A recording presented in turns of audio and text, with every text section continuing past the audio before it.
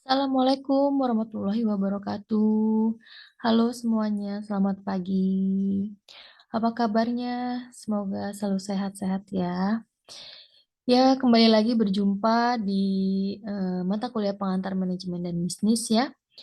Untuk pagi hari ini kita masuk ke dalam pertemuan keempat ya. Jadi, kalau di dalam RPS itu, pertemuan keempat itu kita masih membahas mengenai lingkungan organisasi, yaitu ada lingkungan organisasi tindakan langsung dan lingkungan organisasi tindakan tidak langsung. Itu yang tertera di dalam RPS. Nah, akan tetapi untuk lingkungan organisasi itu sudah kita bahas di minggu kemarin ya, termasuk di dalamnya adalah ada lingkungan organisasi tindakan langsung dan lingkungan organisasi tindakan tidak langsung tadi, gitu ya. Jadi yang untuk tindakan, tindakan langsung itu berkaitan sama pengaruh lingkungan organisasi dari luar ya, yang mana bisa secara langsung mempengaruhi kegiatan yang ada di dalam organisasi. Seperti kemarin ada, pengaruh lingkungan organisasi eksternal itu ada konsumen, kemudian ada pesaing, ada pemasok, ada pemerintah gitu ya. Nah itu lingkungan-lingkungan tersebut adalah yang mempengaruhi secara langsung kegiatan organisasi. Kemudian yang untuk lingkungan tindakan tidak langsung itu berkaitan sama sikap para pekerjanya ya. Bagaimana sikap para pekerja menghadapi situasi atau perubahan yang mungkin terjadi yang ada di dalam organisasi. Nah itu untuk lingkungan organisasi sudah dibahas di pertemuan minggu lalu ya. Jadi di pertemuan keempat ini kita membahasnya terkait sama bentuk-bentuk badan usaha. Nah, di dalam RPS bentuk-bentuk badan usaha itu di pertemuan kelima gitu ya, tapi saya majuin ke atas menjadi pertemuan keempat karena pokok bahasan 4 yang tertera di RPS seputar masih lingkungan organisasi itu sudah saya gabung di minggu lalu ya. Nah, kemudian ternyata kita sudah hampir mendekati ujian tengah semester ya. Cepat sekali, saya pun tidak berasa ternyata sudah mau UTS aja gitu ya. Nah, karena kemarin kita ada kepotong libur tanggal merah ya, di awal-awal perkuliahan itu ya. Kemudian ada kepotong lagi yang saya ada keperluan keluarga. Jadi kita ada 2 kali minggu ya, 2 kali pertemuan ini libur gitu ya. Nah, makanya nanti pada pertemuan ini saya, memberikan materinya double gitu ya. Jadi kita bahas di, eee, pembahasan 4 bentuk-bentuk badan usaha, kemudian nanti kita bahas lagi untuk pembahasan 5 dalam satu sesi ini ya, terkait sama, pembahasan mengenai perseroan terbatas BUMN dan BUMS ya. Baik, kita masuk ke bentuk-bentuk badan usaha dulu ya. Di sini untuk subtemanya itu ada pemilihan bentuk badan usaha, ada perusahaan perseorangan, firma, dan komanditer ya. Nah, tentunya siapa yang masih ingat ya dengan pengertian perusahaan pada awal-awal pertama kita berjumpa ya di tatap muka di kampus. Jadi kan di sana sempat ada pembahasan mengenai organisasi dan perusahaan ya. Flashback sedikit ya. Jadi perusahaan itu adalah kegiatan yang dilakukan secara terus-menerus dan tentunya berbadan hukum, di mana tujuannya adalah untuk mencari keuntungan ya. Kalau organisasi hanya seputar tempat berkumpulnya orang-orang yang memiliki tujuan bersama untuk melakukan kegiatan ya. Nah, perusahaan ini adalah bentuk badan usaha juga yang memiliki berbagai macam gitu ya. Ada yang berbadan hukum, ada juga yang tidak berbadan hukum. Ada yang milik negara, ada yang milik swasta. Nah, apa sajakah yang termasuk kategori-kategori tersebut ya? Mari kita bahas satu persatu ya.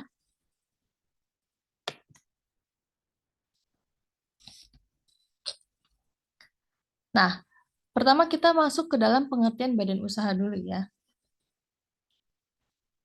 Jadi badan usaha adalah kesatuan yuridis ya, hukum ya, teknis dan ekonomis yang bertujuan mencari keuntungan.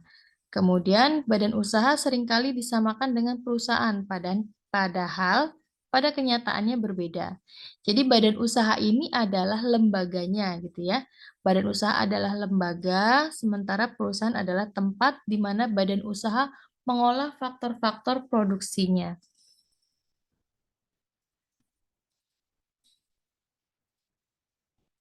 Nah, kemudian Undang-Undang Dasar 45 Pasal 33 menyebutkan akan pembagian bentuk-bentuk badan usaha ya. Jadi ada di Indonesia ini dikenal ada badan usaha milik negara BUMN, kemudian ada koperasi dan ada badan usaha milik swasta.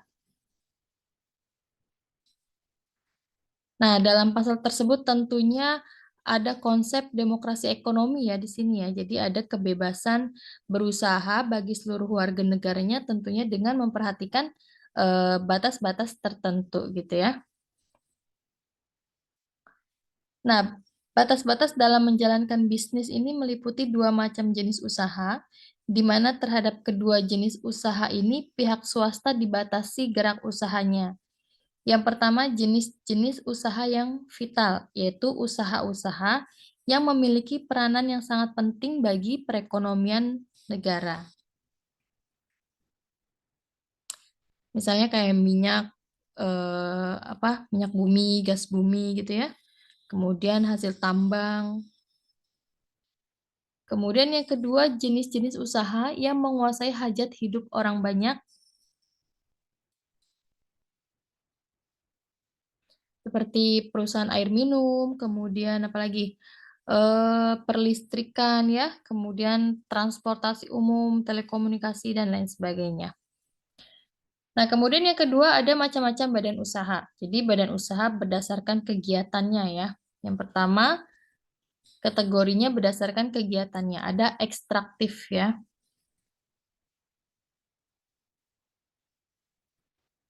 Nah, ekstraktif ini adalah kegiatan mengambil apa yang telah dihasilkan oleh sumber daya alam. Contohnya apa? Contohnya kayak hasil hutan ya, hasil laut ya, itu kan sudah tersedia gitu ya, sudah disediakan oleh alam. Kemudian ada agraris ya, ini melakukan jenis kegiatan yang berhubungan dengan pertanian ya. Kemudian ada perdagangan. Perdagangan ini adalah kegiatan membeli dan menjual kembali suatu barang tanpa mengubah bentuknya. Kemudian ada industri. Ini kegiatan mengolah bahan-bahan baku dan bahan penolong menjadi barang setengah jadi atau barang siap pakai. Kemudian ada jasa, kegiatan yang memberikan pelayanan dan kemudahan dalam rangka memenuhi kebutuhan.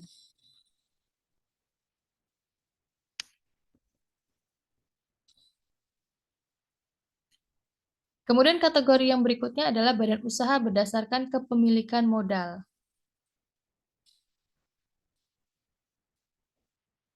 Jadi modal ini memainkan peranan besar juga ya dalam pendirian suatu usaha. Tentunya tanpa modal yang cukup, suatu usaha juga tidak akan bisa berjalan secara optimal gitu ya. Nah, modal pun juga beragam gitu ya, tergantung siapa pemiliknya. Yang pertama ada milik negara, badan usaha milik negara. Jadi di mana pemilik modalnya adalah pemerintah atau negara ya. Contohnya ada perusahaan perseroan, perusahaan jawatan, dan perusahaan umum. Kemudian ada badan usaha milik swasta. Ini tentunya modalnya dari pihak swasta ya. Ada perusahaan perseorangan, persekutuan, dan perseroan terbatas. Ada badan usaha milik daerah, kepemilikan usahanya berada di tangan pemerintah daerah. Terus ada koperasi.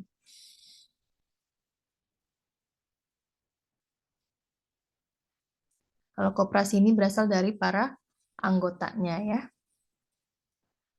Kemudian kategori berikutnya adalah badan usaha campuran. Jadi ini merupakan usaha yang modalnya dimiliki oleh pemerintah dan swasta.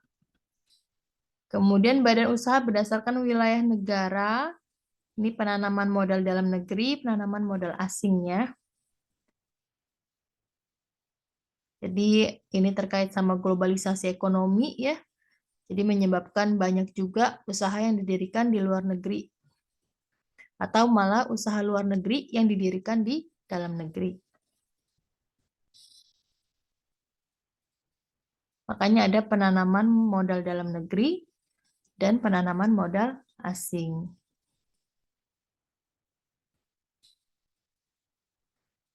Nah, kemudian kita bahas lagi nih badan usaha milik negara tadi yang modalnya dimiliki oleh negara. Ada tadi perusahaan perseroan ya.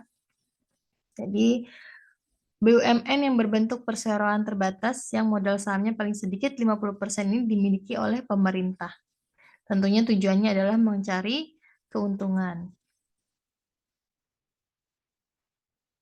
Nah, tentunya maksud dan tujuan daripada mendirikan persero ini untuk menyediakan barang atau jasa yang bermutu tinggi dan berdaya saing kuat.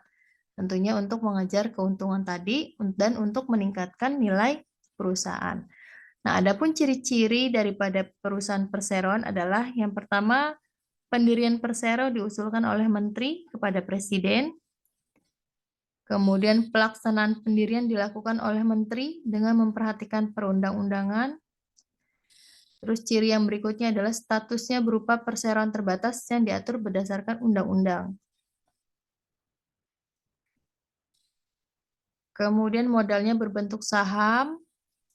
Ciri selanjutnya sebagian atau seluruh modalnya adalah milik negara dari kekayaan negara yang dipisahkan.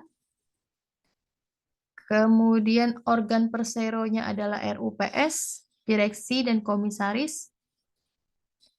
Ciri berikutnya adalah menteri yang ditunjuk memiliki kuasa sebagai pemegang saham milik pemerintah.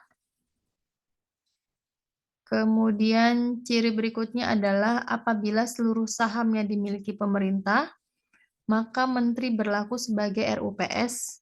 Jika hanya sebagian, maka sebagai pemegang saham perseroan terbatas. Kemudian RUPS bertindak sebagai kekuasaan tertinggi, dipimpinnya oleh direksi, tidak mendapat fasilitas negara, dan tujuan utamanya memperoleh keuntungan, pegawainya berstatus pegawai negeri. Nah, itu terkait sama perseroan. Kemudian ada perusahaan jawatan atau perjan ya. Jadi sebagai salah satu bentuk BUMN memiliki model yang berasal dari negara, besarnya modal perusahaan jawatan ini ditetapkan melalui APBN. Ciri-cirinya adalah memberikan pelayanan kepada masyarakat, merupakan bagian dari suatu departemen pemerintah, dipimpin oleh seorang kepala yang bertanggung jawab langsung kepada menteri atau dirjen departemen yang bersangkutan, status karyawannya adalah pegawai negeri. Kemudian ada perusahaan umum, ini terkait sama yang mengelola sarana umum ya. Nah, kemudian ada badan usaha milik swasta, ini modalnya dimiliki oleh pihak swasta. Yang pertama adalah perusahaan perseorangan ya.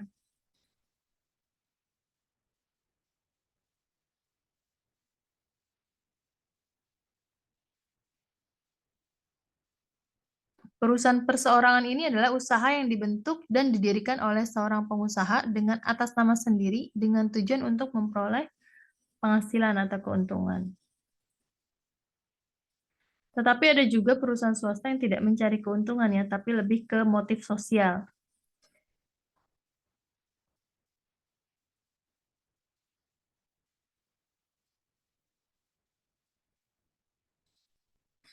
Nah, untuk bisnis perseorangan ini terbagi ke dalam dua kelompok ya.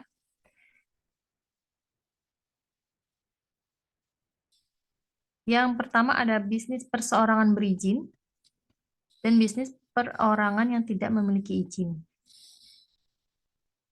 Jadi kalau perorangan yang berizin ini tentunya sudah mengantongi izin usaha dari dinas pemerintah terkaitnya.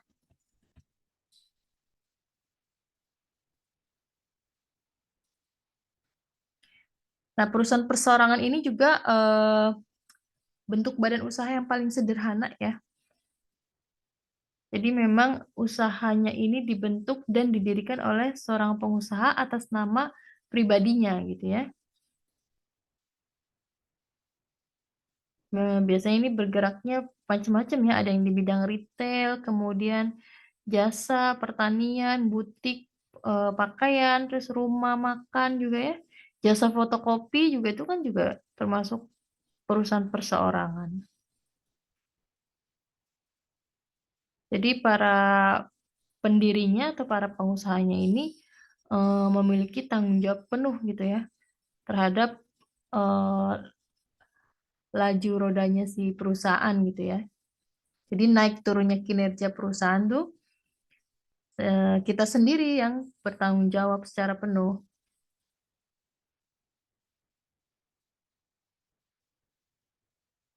Dan tentunya juga ada sisi keuntungan dan ada sisi resikonya juga ya.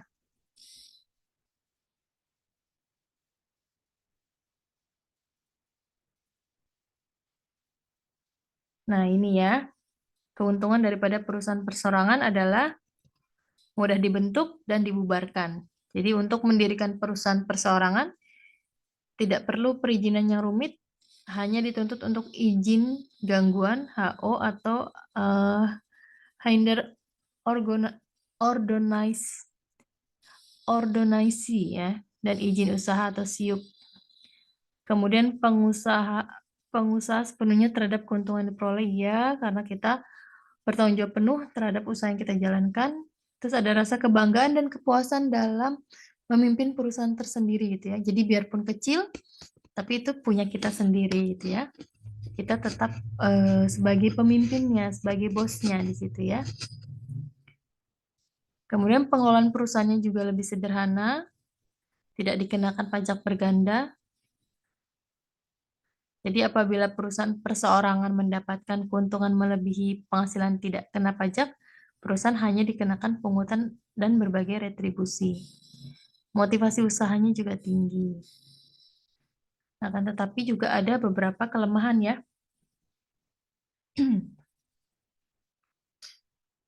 Tanggung jawabnya penuh gitu ya, tidak terbatas atas resiko kerugian karena kekayaan utang perusahaan sama dengan kekayaan utang pemilik. Kemudian ada keterbatasan sumber daya modal ya, karena kita sendiri gitu ya. Jadi ada terbatas gitu modalnya.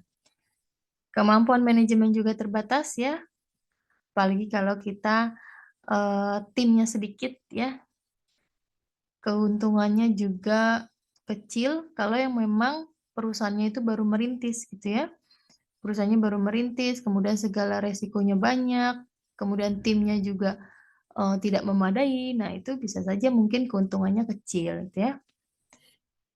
Kemudian pertumbuhannya terbatas karena memang butuh effort yang lebih gitu ya untuk membangun sebuah usaha, apalagi itu pemiliknya kita sendiri gitu ya. Jadi memang harus benar-benar berani mengambil risiko atas setiap usaha yang kita lakukan gitu ya. Kemudian tadi perusahaan perseorangan, kemudian ada persekutuan ya. Jadi persekutuan ini adalah perusahaan yang memiliki dua pemodal atau lebih. Persekutuan terdiri dari firma dan persekutuan komanditer atau CV.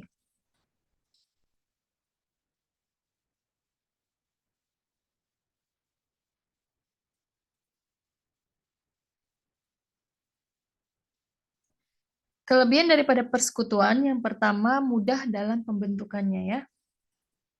Kemudian penyatuan pengetahuan dan keterampilan. Jadi karena ini kerjasama gitu ya antar beberapa orang. Jadi kita bisa tuh join knowledge juga gitu kan antar sesama pendiri. Kemudian sumber dayanya lebih besar karena modalnya dari masing-masing anggota dikumpulkan menjadi satu untuk menambah skala usaha dan meningkatkan kemampuan finansial pribadi tanpa dikenai pajak. Kemudian keuntungan berikutnya adalah kemampuan menarik dan mempertahankan karyawan. Keuntungan dari sisi pajak tadi sudah ya, semua jenis pemasukan dijadikan sebagai pendapatan. Kelemahannya,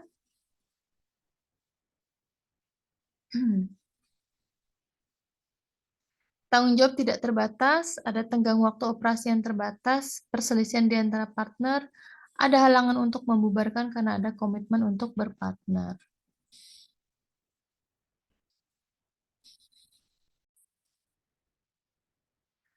Nah, kemudian tadi jenis persekutuan itu ada dua, ada CV dan firma ya.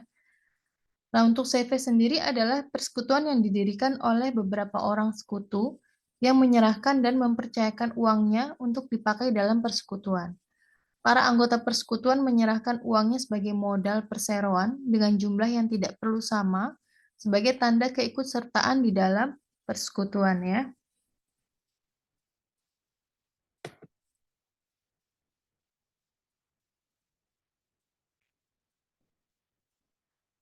Nah, kemudian sekutu pada CV juga dikelompokkan lagi nih.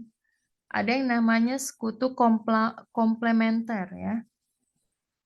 Sekutu komplementer ini sekutu aktif, jadi orang yang bersedia memimpin, mengatur perusahaan dan bertanggung jawab penuh dengan kekayaan pribadinya sesuai pasal 18 KUHD.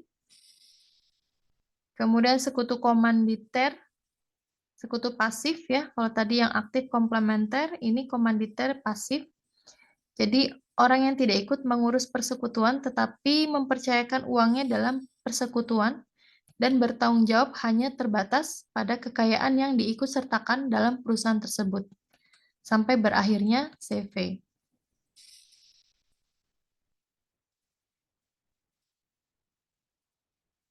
Nah, CV berakhir sebelum jangka waktu yang ditetapkan ini bisa mengakibatkan adanya pengunduran diri atau pemberhentian sekutu ya.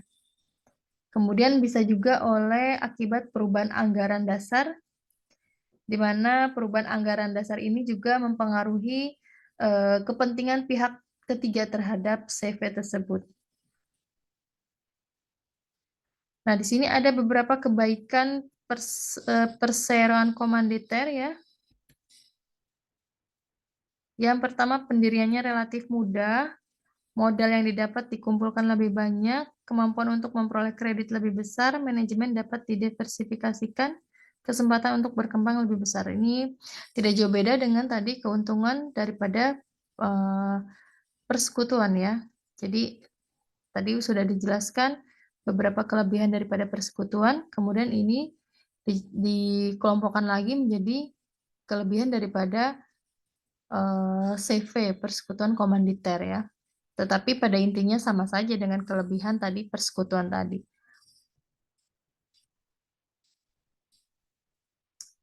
Kemudian kelemahan persekutuan komanditer sama ya, tanggung jawab tidak terbatas, kelangsungan hidup tidak terjamin, sukar untuk menarik kembali investasinya gitu ya.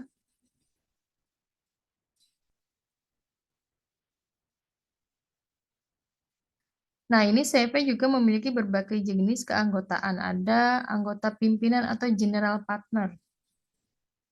Ini sekutu aktif ya. Dan ini dia sebagai pengurus.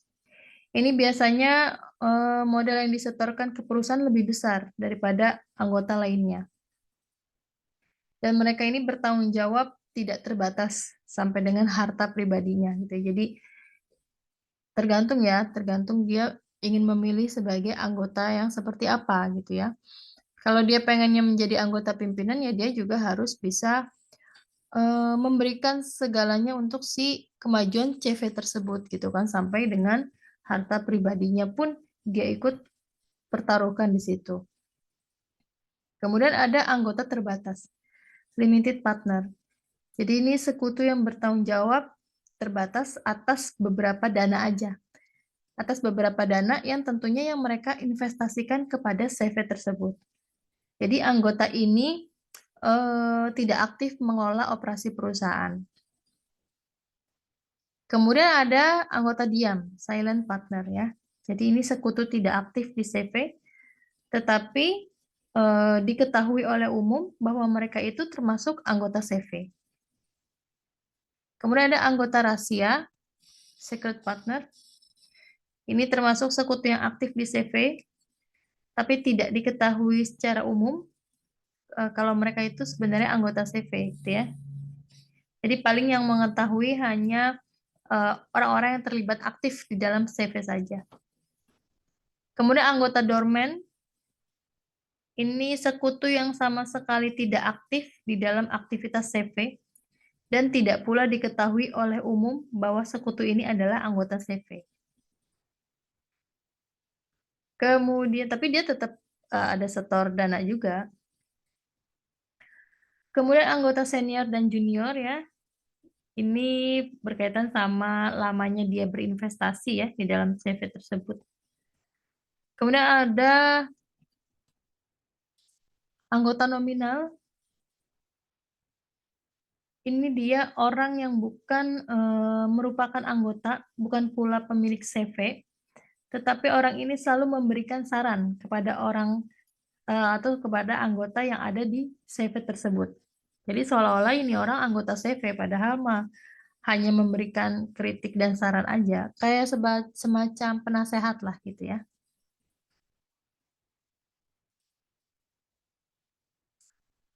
Nah, kemudian jenis perusahaan persekutuan berikutnya adalah firma. Jadi firma ini merupakan persekutuan antara seseorang dengan orang lain untuk menjalankan usaha bersama dengan tujuan berbagi keuntungan yang didapat dari persekutuan tersebut. Jadi kalau firma ini minimal anggotanya 2 orang ya, dan anggota tersebut juga yang akan bertanggung jawab terhadap perusahaan dan menyerahkan modalnya ini sesuai yang tertera pada akte pendirian firma. Jadi apabila bangkrut, ya semua anggota ikut bertanggung jawab gitu ya. Eh, Sampai modal pun ikut dipertaruhkan gitu, ikut dipertanggungjawabkan. Nah, kelebihan daripada firma, kebutuhan modalnya mudah terpenuhi, kemudian pengelolaan perusahaan dapat dibagi, risiko ditanggung bersama-sama, keputusan diambil bersama, mampu mencari kredit dari bank. Kalau ini mah tergantung ini ya. Kalau kemudahan kredit dari bank itu tergantung daripada kita punya eh, kondisi keuangannya seperti apa gitu ya. Kalau kita punya cash flow-nya juga tidak bagus ya bank juga eh, kurang berkenan gitu ya untuk memberikan kredit.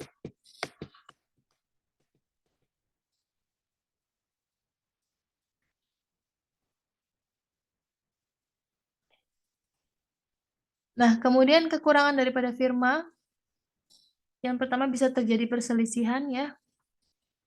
Kemudian adanya pembagian laba dan rugi, diatur dalam perjanjian, keputusan tidak bisa diambil dengan cepat. Jika salah satu anggota mundur atau meninggal, perusahaannya bubar, dan anggota lain akan terseret ketika ada anggota yang bertindak di luar ketentuan.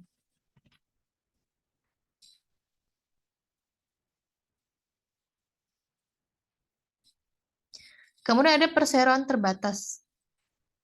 Perseroan terbatas atau PT. Ini adalah badan hukum yang didirikan berdasarkan perjanjian untuk menjalankan usaha yang modalnya terdiri dari saham-saham, yang pemiliknya memiliki bagian sebanyak saham yang dimiliki. Jadi kekayaan perusahaannya ini terpisah dari kekayaan pribadi pemilik perusahaannya, sehingga dia bisa memiliki harta kekayaan sendiri itu ya. Jadi pemilik saham bisa memperoleh bagian keuntungan yang disebut dividen gitu ya.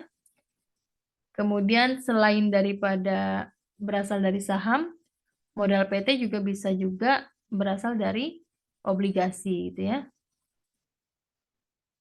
Jadi keuntungan yang diperoleh para pemilik obligasi ini, mereka juga bisa mendapatkan bunga.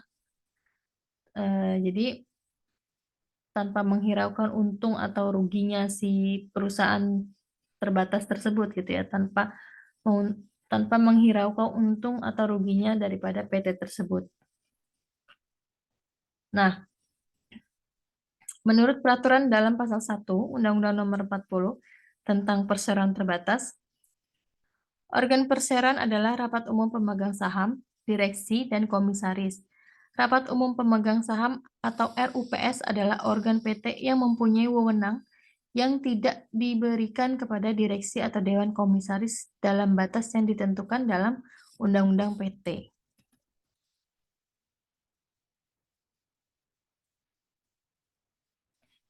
Jadi kalau si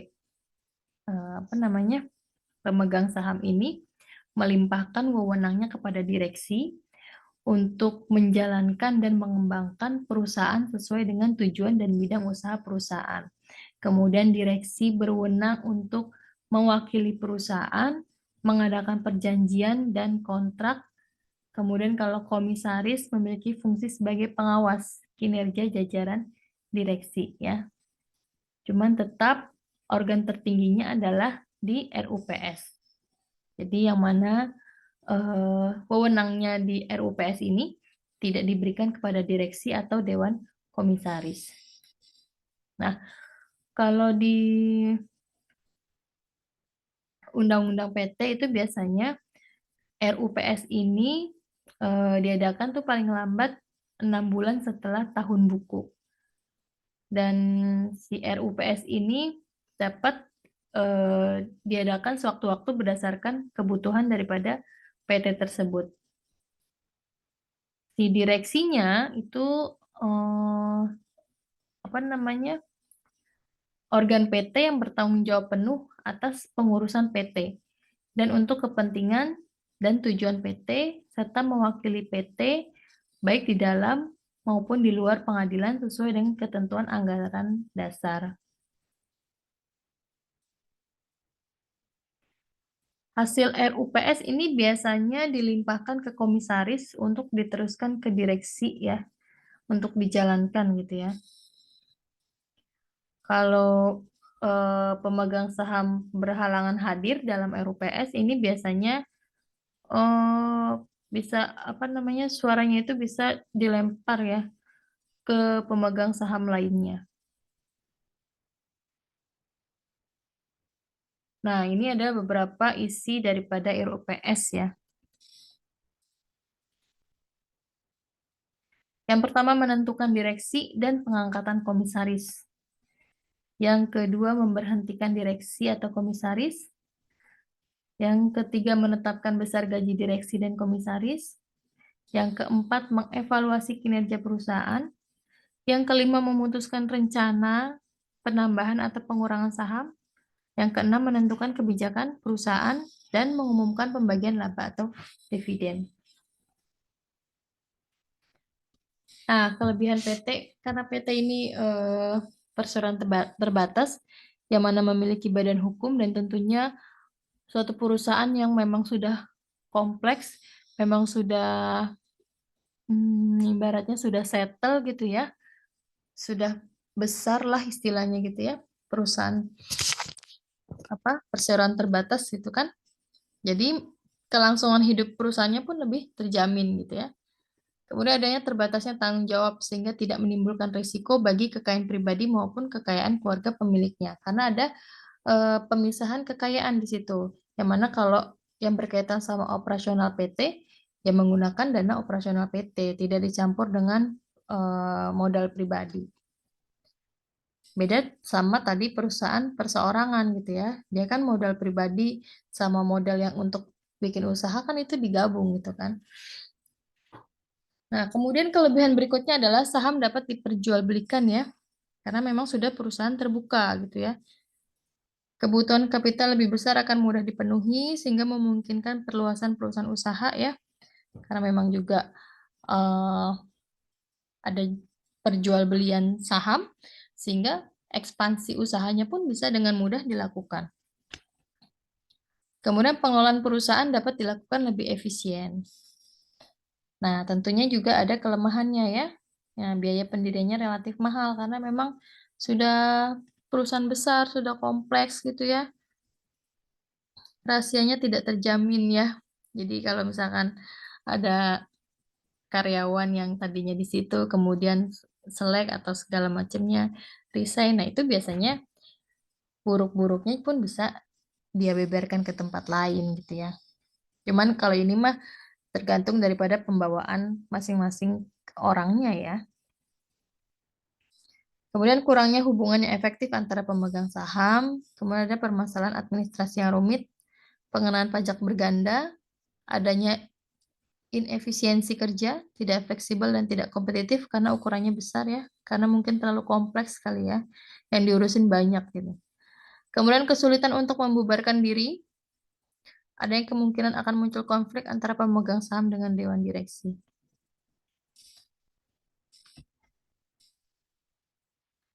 Nah, kemudian ada badan usaha milik daerah. Ini tentunya modalnya dari APBN daerah ya.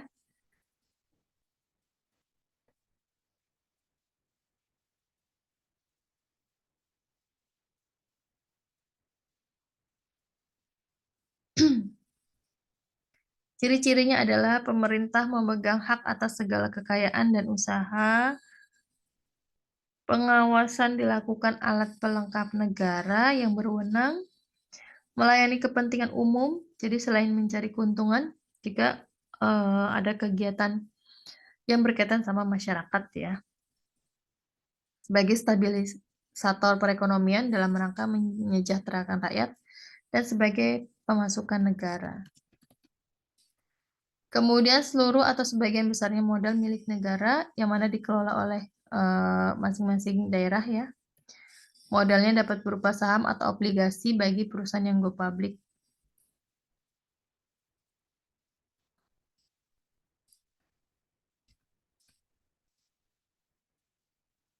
Direksi bertanggung jawab penuh atas BUMN dan mewakili BUMN di pengadilan.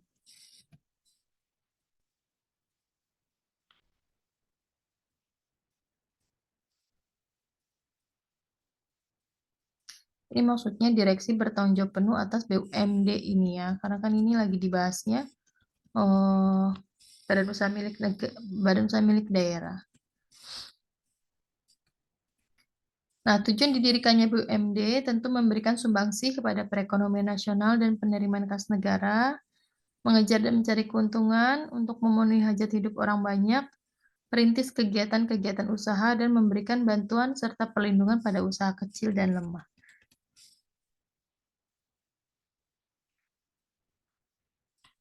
Kemudian yang berikutnya ada koperasi ya.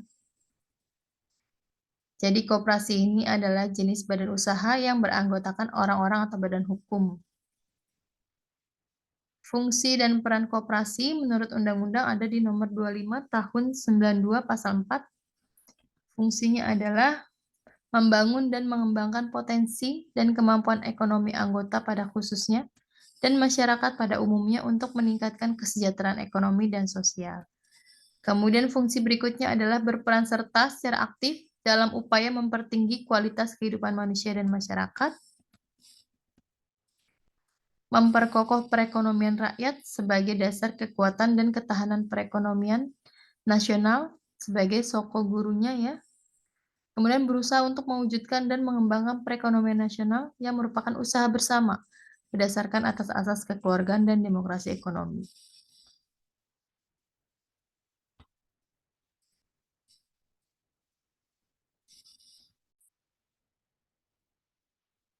Nah, kemudian kalau anggota koperasi itu ada yang perorangan, yaitu orang yang secara sukarela menjadi anggota koperasi. Kemudian ada badan hukum koperasi. Jadi suatu koperasi yang menjadi anggota koperasi yang memiliki lingkup lebih luas ya. Itu untuk anggota koperasi. Kemudian bagaimana dengan prinsip-prinsip koperasi ya? Nah, ini ya, ada Undang-Undang Nomor 25 Tahun 92 Pasal 5. Jadi memang anggotanya bersifat sukarela dan terbuka.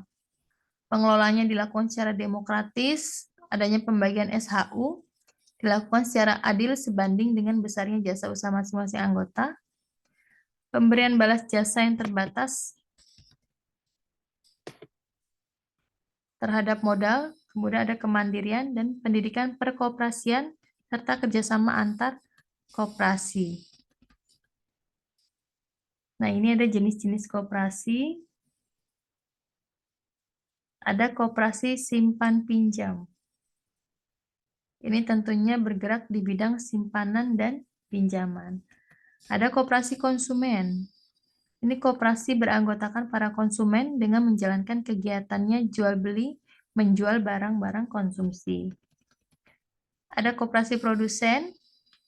Ini koperasi beranggotakan para pengusaha kecil dan menengah atau UMKM dengan menjalankan kegiatan pengadaan bahan baku dan penolong untuk anggotanya.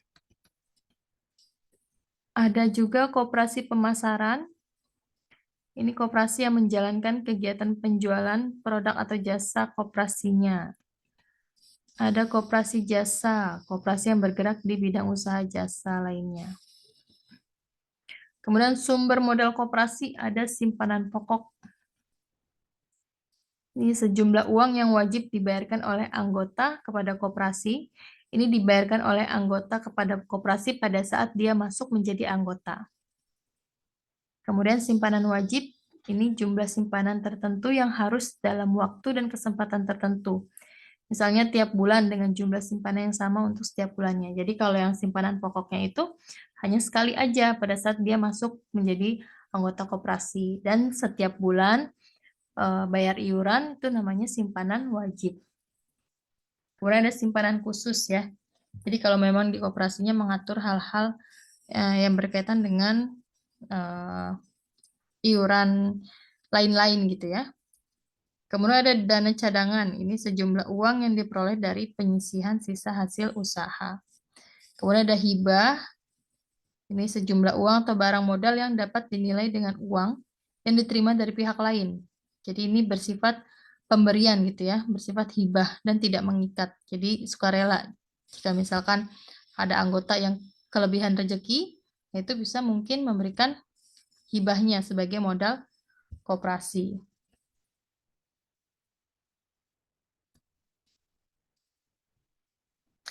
Nah, perangkat organisasi koperasi adalah rapat anggota. Ini adalah wadah aspirasi anggota dan pemegang kekuasaan tertinggi dalam koperasi. Kemudian ada pengurus. Ini badan yang dibentuk oleh rapat anggota, disertai dan diserahi mandat untuk melaksanakan kepemimpinan koperasi, baik di bidang organisasi maupun usaha. Kemudian ada pengawas. Ini adalah suatu badan yang dibentuk untuk melaksanakan pengawasan terhadap kinerja pengurus. Jadi anggota pengawas ini dipilih oleh anggota koperasi di rapat anggota.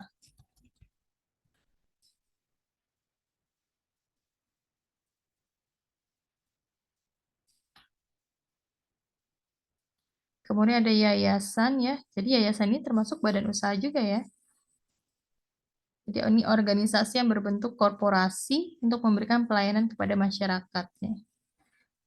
Jadi ini didirikan dengan tujuan semata-mata untuk kegiatan sosial, bukan untuk mencari keuntungan. Dan tentunya modalnya pun berasal dari para sumbangan donatur.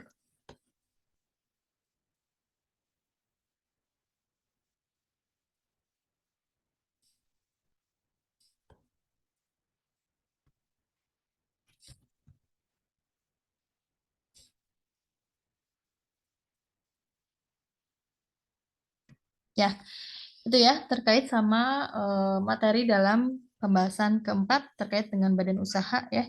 Jadi memang badan usaha ini adalah kesatuan yuridis ya, kesatuan yuridis dan ekonomis gitu ya, dari berbagai faktor produksi tentunya untuk tujuannya adalah mendapatkan keuntungan, kemudian memberikan pelayanan juga kepada masyarakat luas gitu ya. Makanya fungsinya ada fungsi komersial juga, ada fungsi yang juga memang memberikan pelayanan secara optimal gitu ya kepada masyarakat demi kesejahteraan masyarakat. Tentunya setiap badan usaha pun juga harus bisa menghasilkan produk atau jasa yang memang bermutu gitu ya, yang memiliki apa namanya harga yang bersaing gitu ya, dan tentunya pelayanan yang berkualitas gitu ya. Nah, itu secara fungsi komersialnya. Kemudian tadi kan selain ada mencari keuntungan juga dia bisa badan usaha ini tujuannya adalah untuk melayani masyarakat gitu ya. Untuk memberikan kegiatan sosial kepada masyarakat.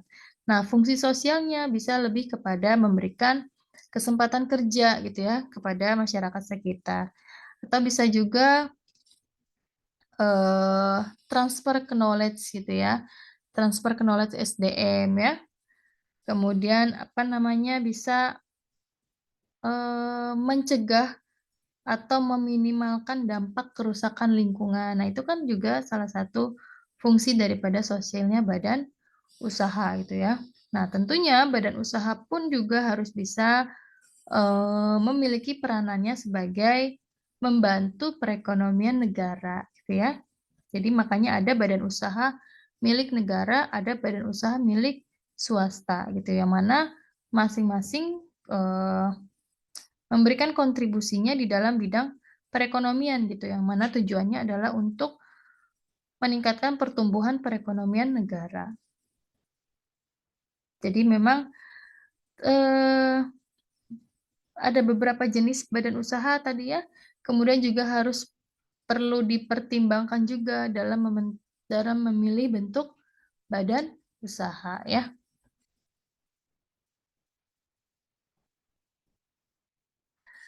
Baik, itu yang terkait sama pokok bahasan 4 ya, terkait sama badan usaha milik negara, milik swasta, kemudian ada BUMD juga ya. Nah, sekarang kita berlanjut ke pembahasan berikutnya ya.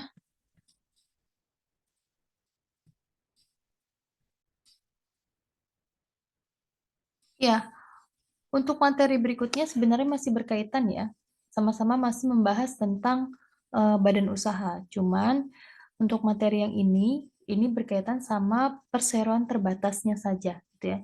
Jadi apa yang menjadi perbedaan perseroan terbatas yang dikelola oleh negara sama perseroan terbatas yang dikelola oleh swasta. Nah, di sini ya kita bisa lihat. Nah, asal muasal daripada perseroan terbatas ya. Jadi sebelum masuk ke slide ini sebenarnya ada beberapa slide lagi ya. Ini terkait sama pengertian perseroan terbatas, kemudian apa namanya karakteristiknya ini sebenarnya sudah dibahas tadi di awal ya. Jadi langsung saja kita masuk ke asal muasal perseroan terbatas.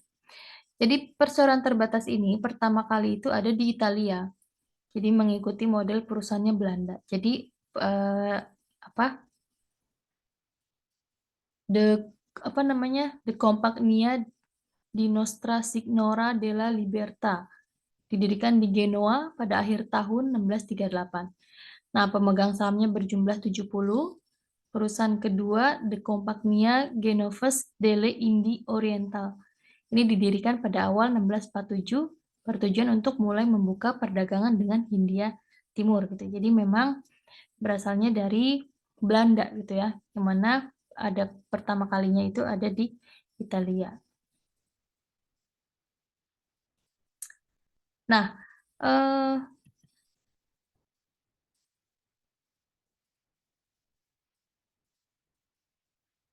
langsung saja ke sini ya. Prosedur dan tata cara pendirian syarat-syarat PT gitu ya.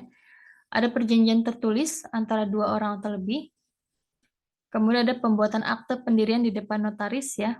Jadi akte pendirian ini memuat sekurang-kurangnya ada nama lengkap ya. Tidak apa-apa ya kita mempelajari prosedur dan tata cara pendirian PT. Siapa tahu nanti kan punya punya kesempatan, punya ada rezeki bagus bisa mendirikan PT juga gitu ya. Lanjut ya. Jadi akte pendirian memuat sekurang-kurangnya satu ada nama lengkap, tempat dan tanggal lahir, pekerjaan, tempat tinggal, kewarganegaraan tentunya ya, sebagai pendiri perseorangan, kemudian tempat kedudukan, alamat lengkap, serta nomor dan tanggal keputusan menteri mengenai pengesahan badan hukum dari pendiri perseorangan. Kemudian ada nama lengkap, tempat tanggal lahir untuk anggota direksi dan dewan komisaris yang pertama kali diangkat. Kemudian ada nama pemegang saham yang telah mengambil bagian-bagian saham, rincian jumlah saham, dan nilai nominal saham yang telah ditempatkan dan disetor. Dalam pembuatan akte pendirian, pendiri dapat diwakili oleh orang lain berdasarkan surat kuasa.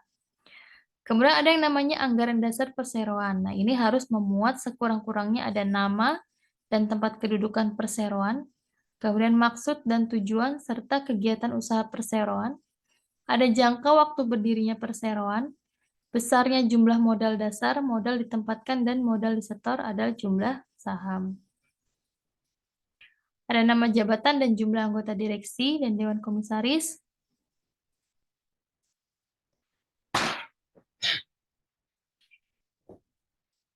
Kemudian ada penetapan tempat dan tata cara penyelenggaraan RUPS, tata cara pengangkatan, penggantian, pemberhentian anggota direksi dan dewan komisaris, serta tata cara penggunaan laba dan pembagian dividen. Nah, kemudian perseroan tidak boleh memakai nama yang sudah dipakai secara sah oleh perseorangan lain atau sama pada pokoknya dengan nama perseroan lain. Jadi kemudian tidak boleh memakai nama yang bertentangan dengan ketertiban umum, kemudian tidak boleh memakai nama yang sama atau mirip dengan lembaga negara, lembaga pemerintah, atau lembaga internasional, kecuali memang mendapat izin dari yang bersangkutan. Tidak boleh memakai nama yang tidak sesuai dengan maksud dan tujuan ya.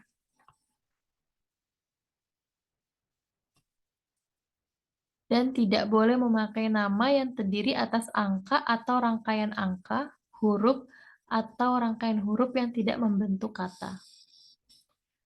Dan tidak boleh memakai nama yang mempunyai arti sebagai perseroan, badan hukum, atau persekutuan perdata. Kemudian pengesahan perseroan terbatas dilakukan oleh Menteri Hukum dan HAM. Perseroan memperoleh status badan hukum pada tanggal diterbitkannya keputusan Menteri mengenai pengesahan badan hukum perseroan. Jadi mengisi format isian dulu yang memuat sekurang-kurangnya ada nama dan tempat kedudukan daripada perseroannya, kemudian jangka waktu berdirinya perseroan tersebut, kemudian ada maksud dan tujuan serta kegiatan usaha daripada perseroan, jumlah modal dasar, modal ditempatkan, dan modal disetor, sama adanya alamat lengkap daripada perseroan. Nah, ini tadi sudah ya organ-organ dalam PT, ada RUPS, ada direksi, komisaris ya.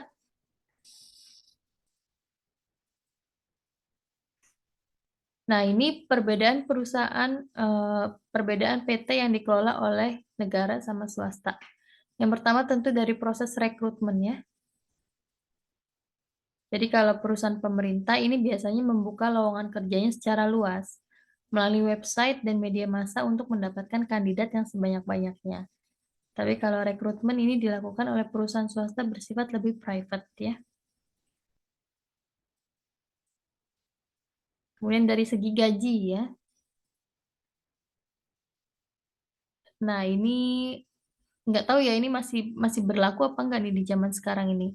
Katanya eh, rata-rata perusahaan swasta memberikan gaji atau bonus yang lebih tinggi dibandingkan dengan perusahaan pemerintah. Betul apa enggak nih? Kemudian waktu bekerja. Perusahaan swasta memiliki waktu bekerja yang cukup fleksibel, sedangkan perusahaan pemerintah memiliki waktu yang sudah jelas. Kayaknya terbalik ya ini ya. Kayaknya kalau dilihat ya, perusahaan pemerintah atau PNS itu kayaknya yang memiliki waktu fleksibel ya. Kalau swasta kayaknya jamnya ya sudah jelas, misalkan dari jam 8 sampai jam 4 atau dari jam 9 sampai jam 6 gitu ya. Kalau perusahaan pemerintah kayaknya yang lebih fleksibel gitu ya. Kemudian dari segi kompetisi, jumlah lowongan dan jumlah kandidat yang berlaku menentukan persaingan untuk kedua sektor. Nah, tentunya kita juga bisa merasakan ya bagaimana eh, apa namanya kompetisi, kemudian bagaimana kompetensi ketika kita bekerja di perusahaan swasta sama ketika kita bekerja di perusahaan pemerintah, gitu ya. Saya pun sebenarnya belum pernah ada pengalaman untuk bekerja di perusahaan milik negara, gitu ya. Punya pemerintah tuh belum pernah. Selama ini bekerjanya di pihak swasta. Dan di sepengalaman saya selama bekerja di perusahaan milik swasta, itu kita dituntut selalu kreatif, selalu inovatif, gitu ya.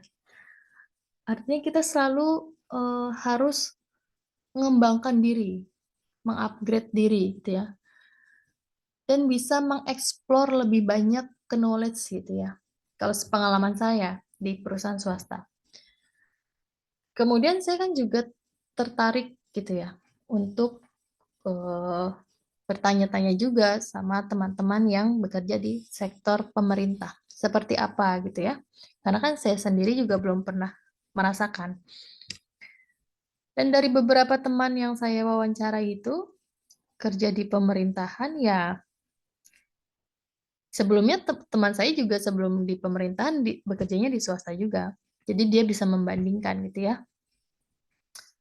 Ya memang betul di swasta lah yang lebih banyak mengeksplor gitu ya. Kalau di pemerintah itu seperti kayak sudah apa ya namanya? Sudah jalan lurus aja di posisinya gitu. Kurang bisa mengeksplor atau menggali kreativitas yang ada di dalamnya gitu ya. Kemudian dari segi pekerjaan juga lebih fleksibel, lebih tidak banyak tekanan dan lebih tidak banyak tantangan gitu ya. Jadi yang lebih banyak tekanan dan lebih banyak tantangan di swasta gitu ya. Cuman nggak tahu ya pendapat apa namanya orang-orang di luar sana itu seperti apa. Apakah sama pada umumnya seperti itu atau tidak? Itu kan balik lagi karena yang saya wawancari ya memang hanya beberapa teman seperjuangan aja gitu kan yang tadinya bekerja di swasta pindah ke pemerintahan gitu ya. Dan mereka pun kemudian saya tanya lagi, kalau ternyata kondisinya seperti itu, kenapa memilih untuk masuk ke dalam perusahaan pemerintah ya? Dan balik lagi mereka menjawabnya lebih kepada prestis gitu ya. Karena ya seperti yang kita tahu ya kalau apa namanya kita bekerja di perusahaan pemerintah gitu ya atau di BUMN gitu kan labelnya kan PNS gitu ya. Nah, dengan label PNS itu kan eh, sudut pandangnya di mata masyarakat kan lebih dibandingkan dengan pekerja swasta gitu ya. Lebih menonjolnya ya orang-orang yang sebagai PNS gitu. Jadi lebih kepada prestisnya gitu ya. Cuman ya balik lagi ke masing-masing pribadinya ya menanggapinya seperti apa. Intinya, dimanapun kita bekerja, mau itu di perusahaan milik negara maupun itu milik swasta, ya kita juga harus bekerja dengan sungguh-sungguh gitu. Artinya memberikan kontribusi yang benar-benar untuk kemajuan daripada usaha perusahaan yang kita lagi jalankan gitu ya. Jadi gimana kita bisa engage dengan perusahaan kita seolah-olah kita pemilik perusahaan tersebut sehingga kita bisa mencurahkan segala yang kita punya untuk kita bisa mendedikasikan apa yang kita miliki untuk perusahaan gitu ya. Dan tentunya juga akan ada kontribusi juga gitu kan dari perusahaan untuk kita apabila kita memberikan kinerja yang baik gitu ya. Baik, mungkin itu ya untuk materi kita pada pagi hari ini. Selamat menjalankan kegiatan perkuliahan lainnya. Seperti biasa, ada sesi forum dan tugas di e-learning ya. Nanti akan diinfokan kembali untuk minggu depan. Apakah kita tatap muka di kampus atau tatap muka via Zoom. Karena di kampus lagi ada renovasi gedung ya. Jadi sempat perkuliahan itu yang dilakukan secara offline di kampus sempat dihentikan karena terkait adanya renovasi takut mengganggu jalannya perkuliahan. Jadi di stop dulu kuliah offline-nya. Nah, cuman nggak tahu sampai kapan, apakah minggu besok sudah bisa offline lagi atau masih harus online. Kalau sudah bisa offline lagi, minggu depan sebelum UTS kita ada ketemu dulu di kampus ya. Cuman kalau memang mengharuskan offline tidak bisa, maka kita tatap mukanya via Zoom ya. Baik, terima kasih rekan-rekan mahasiswa semuanya. Sehat-sehat selalu ya, jaga kesehatan mau UTS ya. Sampai berjumpa lagi di pertemuan selanjutnya. Selamat pagi, Assalamualaikum warahmatullahi wabarakatuh.